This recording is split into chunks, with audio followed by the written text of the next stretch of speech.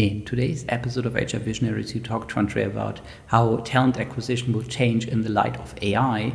Stay tuned. Welcome to HR Visionaries, the show where we discover the truth behind contemporary HR. I'm your host, Benjamin. Join me as I unfold today's talent ecosystem with HR innovators from around the globe. Welcome to the latest episode of HR Visionaries. I'm very much looking forward to my guest today. Andrea, it's great to have you. Thank you. I'm happy to do the intro now. People will learn from the podcast that it was a bit of a hiccup. Thanks for doing this. I think it's important to talk about the topics that we're talking about. I'm very happy that you're so passionate about it. And I hope that some of the information I can share and some of my experience would be beneficial for your audience.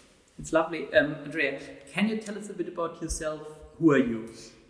Well, I'm Andrea. I'm a talent acquisition professional. I've been in the industry for 15 plus years. I'm originally from Romania and I'm a human being like the rest of us, not a robot, not an AI.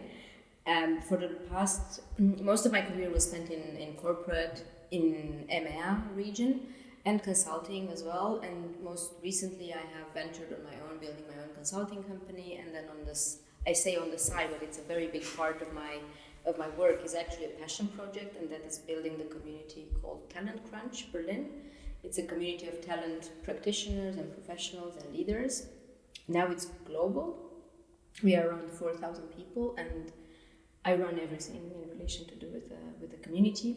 Plus, I support companies who are looking to build their first talent acquisition foundation, and I help individuals with career development, career archetypes. I developed something called the career operating system or archetype. And I'm an absolute fan of tech. So I think that's what brought us together, right? Indeed. Yeah. Indeed. Well, of course, we provide links to the community in the show notes that people can find out about it, in particular those who are based here in Berlin. Andrea, why are you passionate about talent acquisition? Why do you like that field?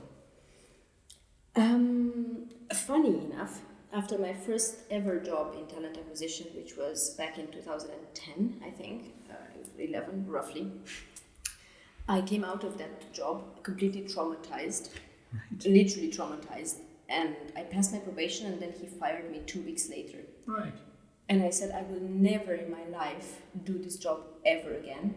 Anyway, 15 years later, I learned that I feel a human responsibility for people around me. If I can help them understand their career steps, and if I can help them get into a company or understand why that company shouldn't be for them, it happens a lot. It's something that I feel it's a duty, weirdly enough. I love the networking aspect of it. The multitude of personalities and professions I have gotten to learn. I think it works with my brain and with the way I am. I think neurodivergence helps because I'm extremely curious about everything.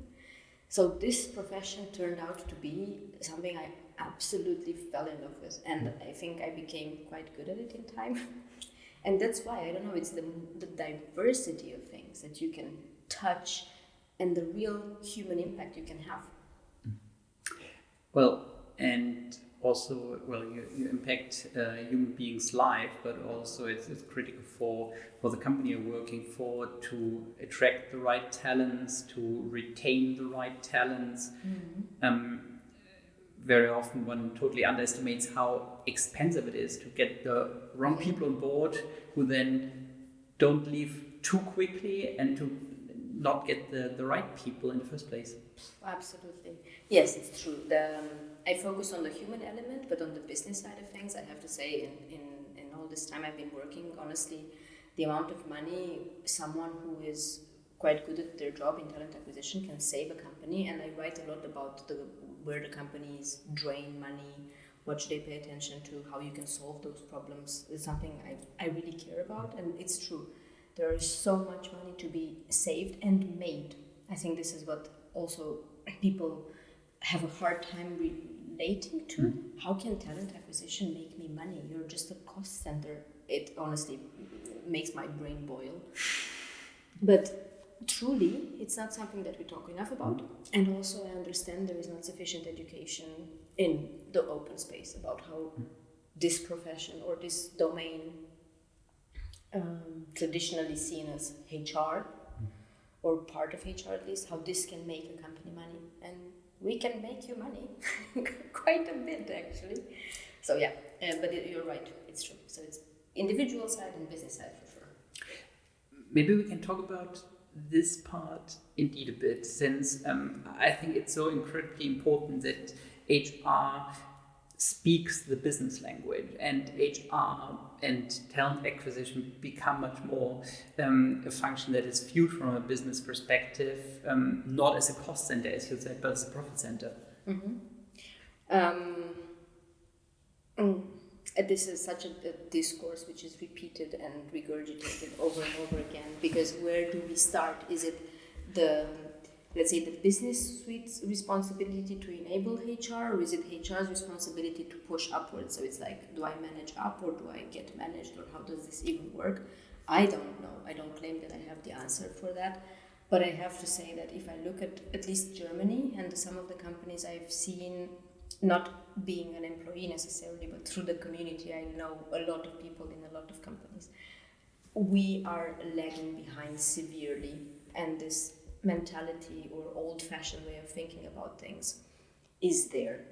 Unless we understand that we need to up our game, either by, let's say, enabling the people already in the jobs to be forward-thinking, harder to do, or, sorry to say, replacing them with someone with a vision, with a futuristic approach to work, who understands that they need to read the reports, that they need to read the data, that they need to apply the data, and they need to apply the tools, and so on and so forth. I think it's going to be a continuous, very slow motion, exercise.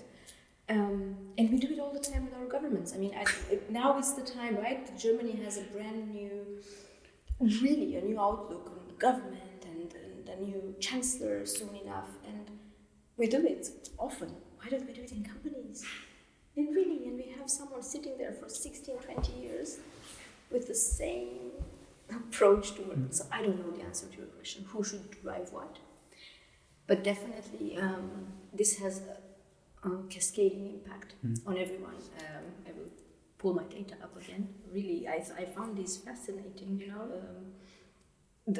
today, 50% of employees are looking to leave their job. 50%.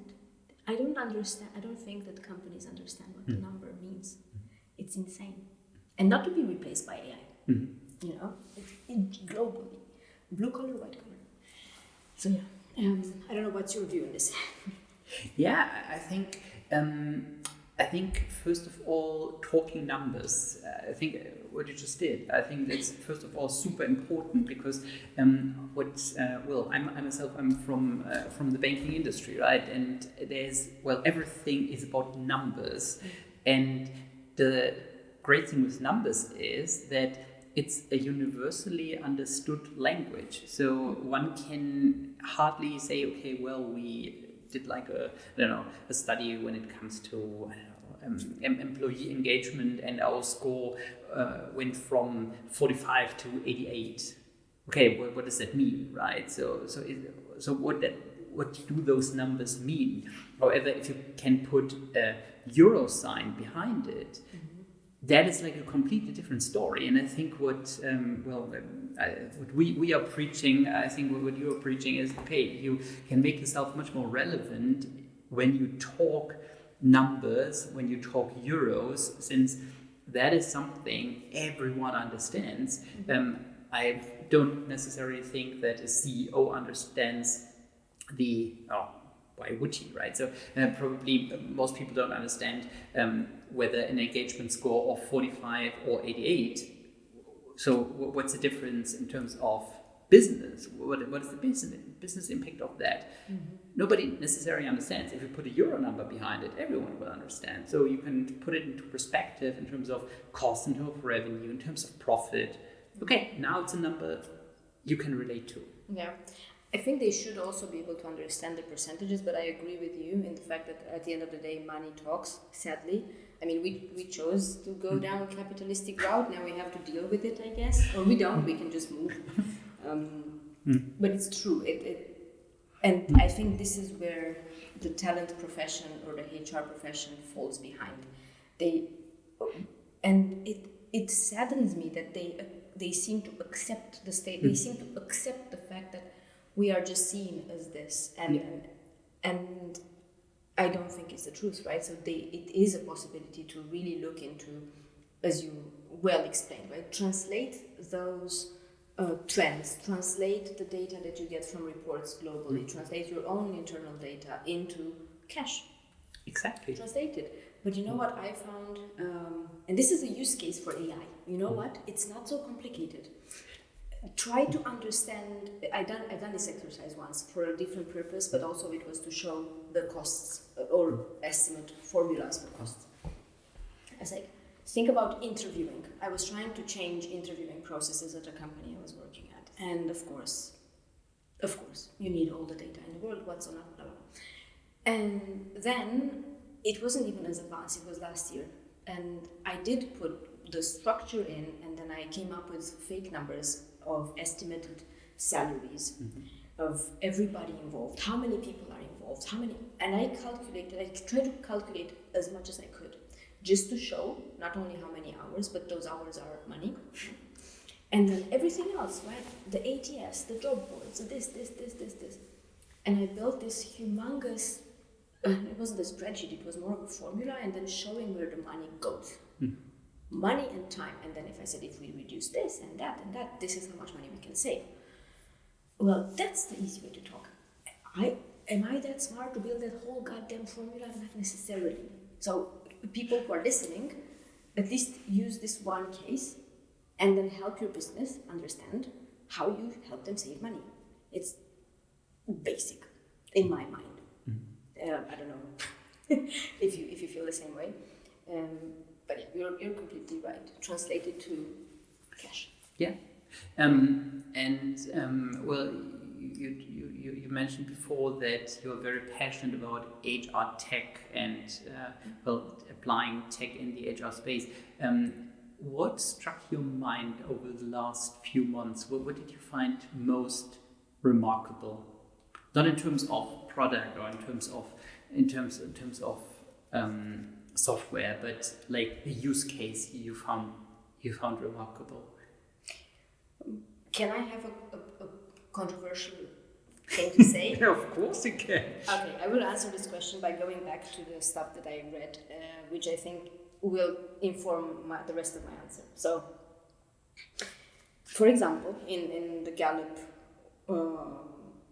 report about workforce satisfaction, and they were talking about 62% of the managers view AI as a tool to identify and remove, bold, italic, underline, remove underperforming employees. Okay, this is rubbish. So now I will go and answer your question. And there is something else about development. This is something I've been talking about in my employment forever. We didn't have AI when we were talking about this in one of my previous corporate jobs.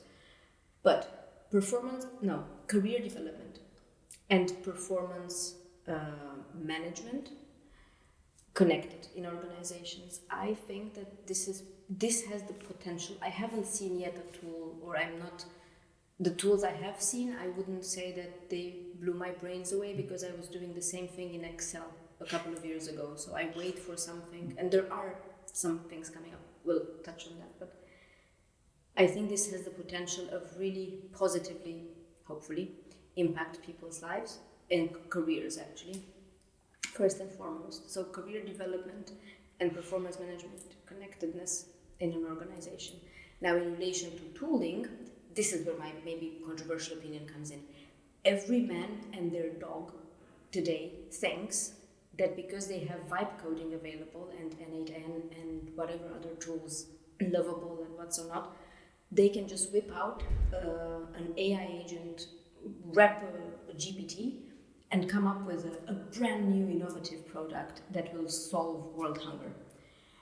And this is where I have a problem with it. Because corporates who have been building ATSs or HRIS systems, not so different, right? They also have to stay in the game or ahead of the game, and either they buy such save the world from hunger AI tools whipped overnight, or they build, some slower than others. But now it's like everybody does the same thing, and it's so fast. The user interviews, the user research is skipped. That is my impression, and that is what I've seen from speaking with small companies who are building, They go to market, which is fair enough. As a startup, go to market, right? You want to launch a new feature, test it, fair, great. Fast, agile, fail fast, perfect.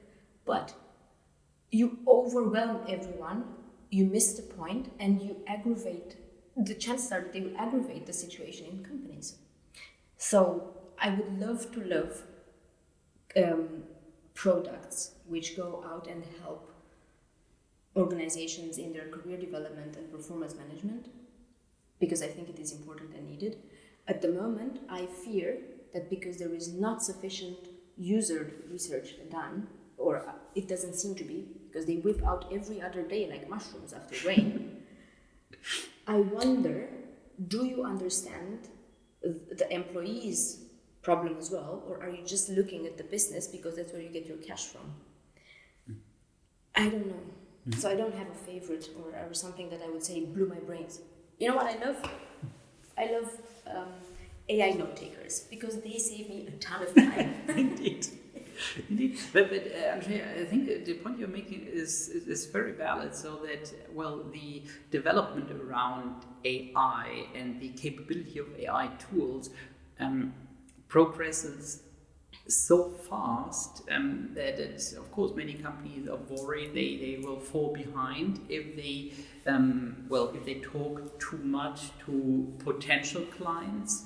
If they talk to clients, of course, they get valid feedback. However, it's, of course, then the big question of, well, how to consolidate that feedback and how to turn it into a product, right? So it's indeed not easy these days. Yeah. How to conduct a proper user research compared to 10 years ago, when stuff was just like progressing in a linear way, not in an exponential way. Yeah, I can totally see that, but then it's and it's not like it's anybody's fault. It's the world that we live in. Everybody's running for money, and everybody wants to make a quick buck. Who the hell would, excuse my French? I would love to. I have an idea on the way here, actually. I developed this career archetype I was talking about earlier, and it's a massive thing that people would have to go through. And on my way here, I thought to myself, why don't I use Lovable or Replit or whatever it might be, and build this into an AI agent that I can give to some? Of course, everybody and anybody. Did I test it with users? No.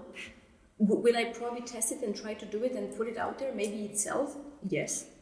So you can't blame the people for trying to do this.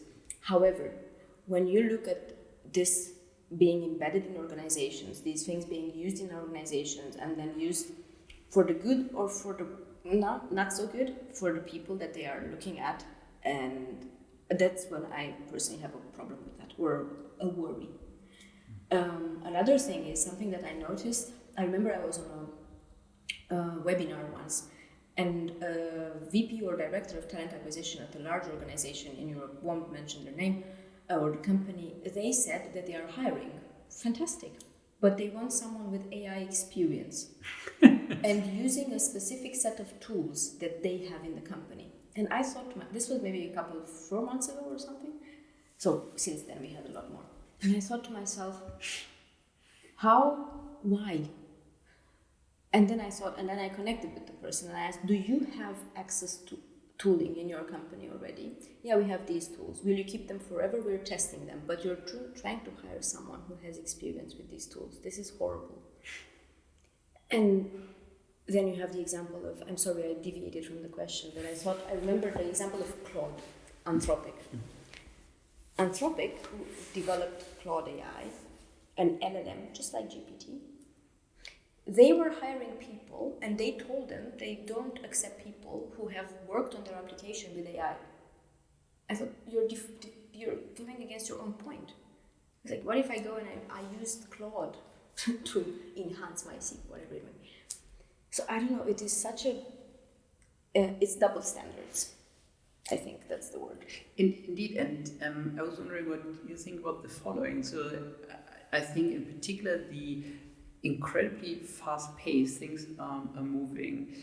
It also presents talent acquisition with a very big challenge. So like 10 years ago, one would have, so let's say you are a tax advisor or an accountant. You were looking for someone over here in Germany with, I don't know, a few years of dative experience. Mm-hmm.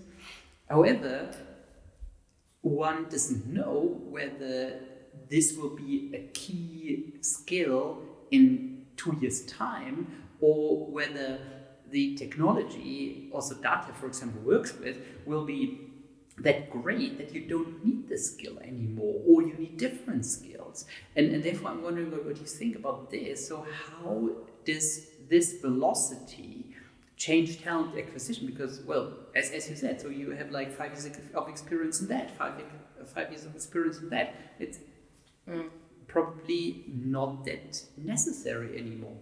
Yeah, it's a very valid point of view and question, if I'm honest. And I have two complementary ways of thinking about it. One is that, first and foremost, us as human beings, we are not taught enough or not taught at all of how to understand our own skill set. Mm-hmm.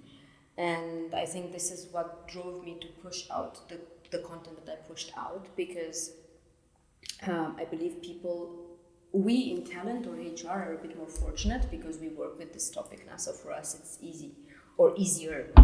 But imagine any other profession. They don't know what actual skills they have. And I think it's important that people start to understand how to look at themselves and how to deep dive into their own human being, professional human being, on all different levels, and translate the skills that they have developed to something else that might be needed in the future. That's part one. Part two is there is a lot of discourse these days around the fact that the shift towards more, let's call them core or soft skills, becomes more and more important, and they are also the hardest ones to check for, right? And there is a lot of discussion and push to skills-based hiring, as we know. And then coming back to what you just said, the third part, okay, so we build now frameworks to test for skills, the hard skills, the technical skills. And when I say technical, I don't mean Microsoft Office or AWS Cloud or something. I mean the project management part, the harder skills. These ones, we build frameworks to test for them, and then in a couple of years, maybe months, they will be obsolete, some of them.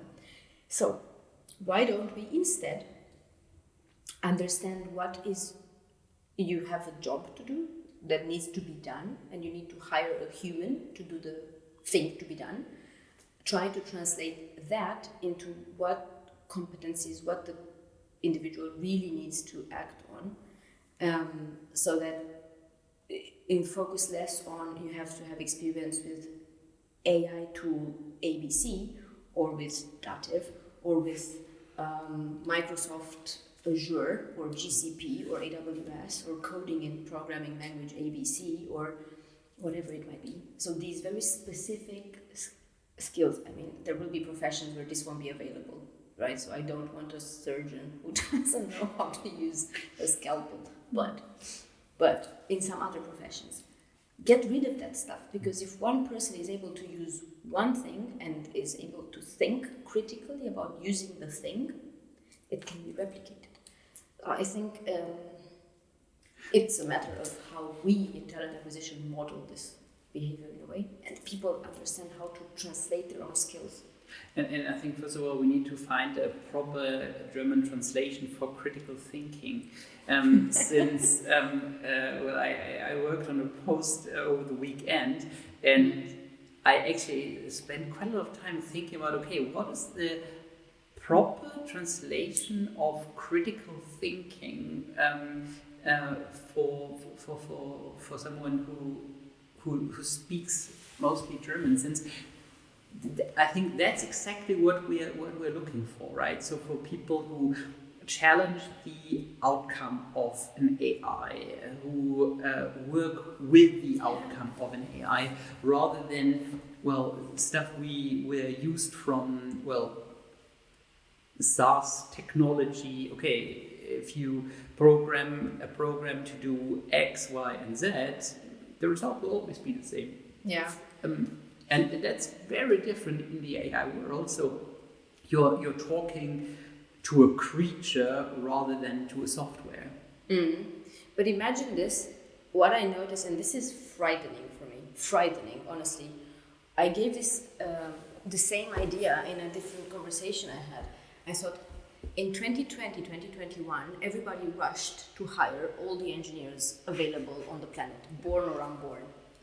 In 2024, 2025, and before, we laid off a lot of people, and we now replace people, we let them go and we replace them with tools, because we think, they are out, they must be wonderful. So the expectations from these things are, let's call them things, I don't know, tools, whatever, technology, software, whatever it might be, is tremendous without them being sufficiently tested or put to pressure tests by those who actually invented them, like humans.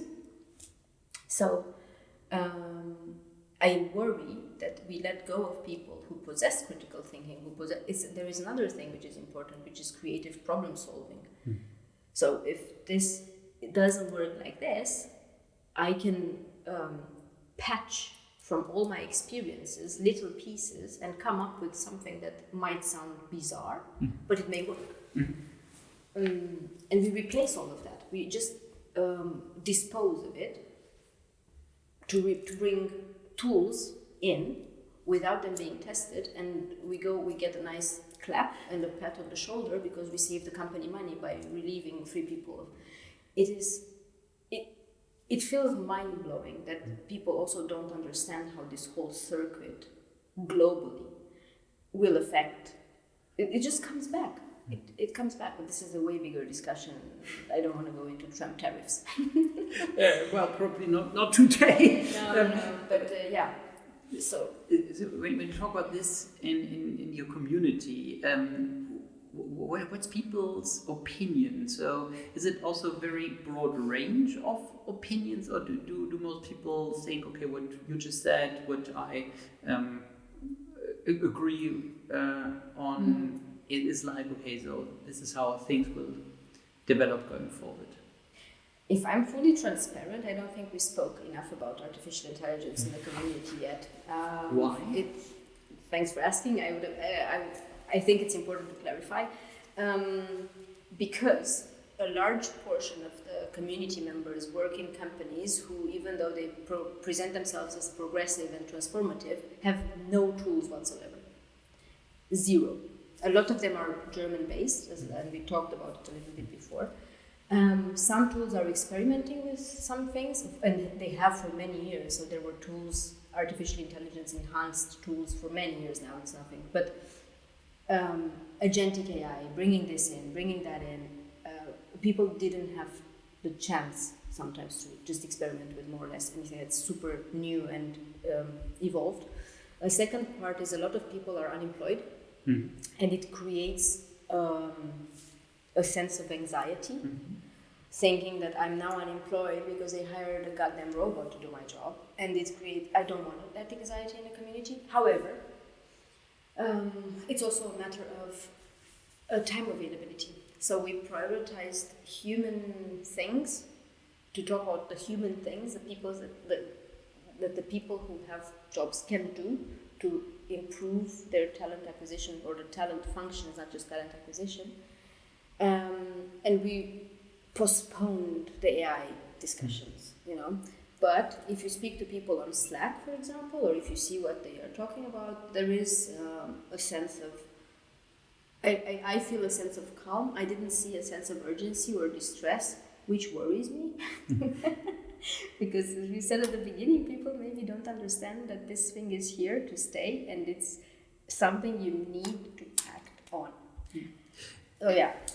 Well, what I love so much about AI is if you work with AI, it can and it will become your superpower. And the way, so we talked about that accountant who is like a super pro in for example, Dativ. So, of course, the salary portion he earns that is related to his amazing knowledge of Dativ is definitely there, right? But going forward, people will have a significant portion of their salary being, relating to their ability to work with AI and to work with AI tools. And therefore, I think it's such an amazing opportunity for people to use the moment, and the great thing is it's very much accessible, right? So it's not like you're enrolling to a management course at Harvard University that costs you $100,000, but it's like available for everyone, and now we all have the opportunity to learn. Isn't that amazing? It is amazing, and it is. I agree with you on the superpower piece. I think we have the chance to upskill ourselves. I don't need to use AI to know how to use AI. I can ask AI how to use AI. Exactly. It is so simple. Yeah. However, you said it's very accessible. I partially agree with that, because I think there are people who can afford. Some of the tools are free, but some of the tools are paid, and a lot of the tools are paid, and that raises a big question in terms of accessibility. But even before that, you need to have access to a strong, powerful enough computer. You need to, as a human being, there are people, let's just face it and accept it, and it's fine. They don't have the curiosity or the drive. They are happy with the status quo that they are at, and they don't want to be taken out of their comfort zone. It's fair, right? Everybody is different. And then you have individuals who are caretakers, who don't have time. It is time consuming. It is hard. It's a new skill, and not one. It's a few new skills you have to build on top of your current life. So accessibility, I agree to some extent, because it is widely available. But the rest, if you look at it in more detail, it's complicated. And then I go back to the chicken and egg. If some of these people, or a large portion of these people we just touched upon, are employed, what does my company do to enable me to become a super worker? And then again, looking at the data I pulled, I think it was 44% of management doesn't get trained. A full stop. And then it was something around the 70% would love to use AI, but don't have access to it. It is limited in organizations. I wish I had the chart. In organizations, only the higher management or the execs use AI, and the lower roles don't have access to it. How is this fair and accessible?